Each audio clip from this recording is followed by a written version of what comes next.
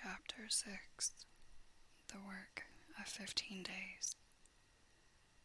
For some time I stood, tottering on the mound regardless of my safety, within that noisome den from which I had emerged. I had thought with a narrow intensity only of our immediate security.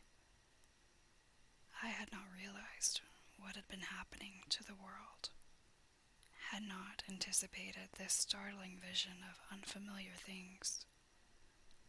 I had expected to see sheen and ruins. I found about me the landscape weird and lurid of another planet. For that moment, I touched an emotion beyond the common range of men, yet one that the poor brutes we dominate know only too well. I felt as a rabbit might feel returning to his burrow, and suddenly confronted by the work of a dozen busy navvies, digging the foundations of a house. I felt the first inkling of a thing that presently grew quite clear in my mind, that oppressed me for many days, a sense of a dethronement, a persuasion that I was no longer a master, but an animal among the animals under the Martian heel. With us, it would be as with them to lurk and watch, to run and hide. The fear and empire of man had passed away, but so soon as this strangeness had been realized it passed, and my dominant motive became the hunger of my long and dismal fast. In the direction away from the pit I saw beyond a red-covered wall a patch of garden ground, unburied. This gave me a hint, and I went knee-deep, and sometimes neck-deep in the red weed. The density of the weed gave me a reassuring sense of hiding. The wall was some 6 feet high, and when I attempted to clamber it, I found I could not lift my feet to the crest. So I went along by the side of it, and came to a corner and a rock work that enabled me to get to the top and tumble into the garden I coveted. Here I found some young onions, a couple of gladiolus bulbs, and a quantity of immature carrots, all of which I secured, and scrambling over a ruined wall, went on my way through scarlet and crimson trees toward Kew. It was like walking through an avenue of gigantic blood drops possessed with two ideas: to get more food and to limp, as soon and as far as my strength permitted, out of this accursed, unearthly region of the pit. Some way farther, in a grassy place, was a group of mushrooms, which also I devoured, and then I came upon a brown sheet of flowing shallow water, where meadows used to be. These fragments of nourishment served only to whet my hunger. At first I was surprised at this flood in a hot, dry summer, but afterwards I discovered that it was caused by the tropical exuberance of the redweed. Directly this extraordinary growth encountered water, it straightway became gigantic and of unparalleled fecundity.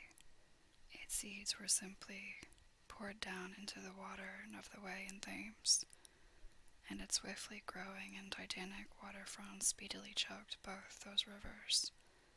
At Putney, as I afterwards saw, the bridge was almost lost in a tangle of this weed, and at Richmond, too, the Thames water poured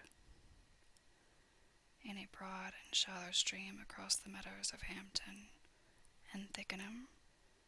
As the water spread, the weed followed them, until the ruined villas of the Thames Valley were for a time lost in this red swamp, whose margin I explored, and much of the desolation the Martians had caused was concealed.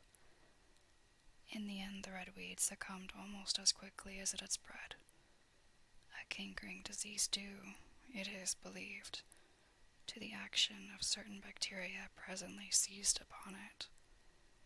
Now, by the action of natural selection, all terrestrial plants have acquired a resisting power against bacterial diseases. They never succumb without a severe struggle, The redweed rotted, like a thing already dead. The fronds became bleached and then shriveled and brittle.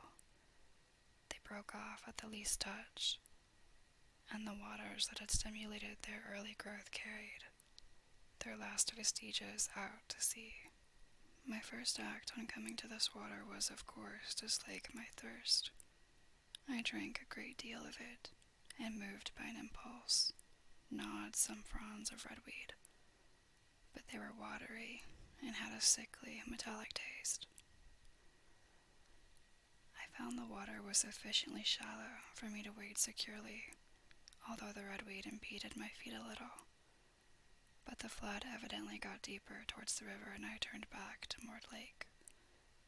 I managed to make out the road by means of occasional ruins of its villas and fences and lamps, and so presently I got out of this spate and made my way to the hill going up towards Roehampton, and came out on Putney Common. Here the scenery changed from the strange and unfamiliar to the wreckage of the familiar. Patches of ground exhibited the devastation of a cyclone, and in a few score yards I would come upon perfectly undisturbed spaces, houses with their blinds trimly drawn and doors closed, as if they had been left for a day by the owners, or as if their inhabitants slept within. The redweed was less abundant. The tall trees along the lane were free from the red creeper. I hunted for food among the trees, finding nothing, and I also raided a couple of silent houses, but they had already been broken into and ransacked. I rested for the remainder of the daylight in a shrubbery, being in my enfeebled condition too fatigued to push on. All this time I saw no human beings and no signs of the Martians. I encountered a couple of hungry-looking dogs, but both hurried circuitously away from the advances I made them. Near Roehampton I had seen 2 human skeletons, not bodies, but skeletons picked clean. And in the wood by me I found the crushed and scattered bones of several cats and rabbits, and the skull of a sheep. But though I gnawed parts of these in my mouth, there was nothing to be got from them. After sunset I struggled along the road towards Putney, where I think the heat ray must have been used for some reason. And in the garden beyond Roehampton I got a quantity of immature potatoes sufficient to stay my hunger. From this garden one looked down upon Putney and the river. The aspect of the place in the dusk was singularly desolate. Blackened trees, blackened, desolate ruins, and down the hill the sheets of the flooded river red-tinged with the weed, and over all, silence. It filled me with indescribable terror to think how swiftly that desolating change had come. For a time I believed that mankind had been swept out of existence, and that I stood there alone, the last man left alive.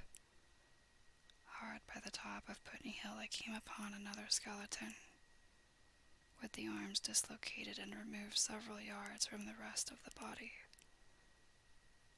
As I proceeded, I became more and more convinced that the extermination of mankind was, save for such stragglers as myself, already accomplished in this part of the world. The Martians, I thought, had gone on and left the country desolated, seeking food elsewhere. Perhaps even now they were destroying Berlin, or Paris, or it might be they had gone northward.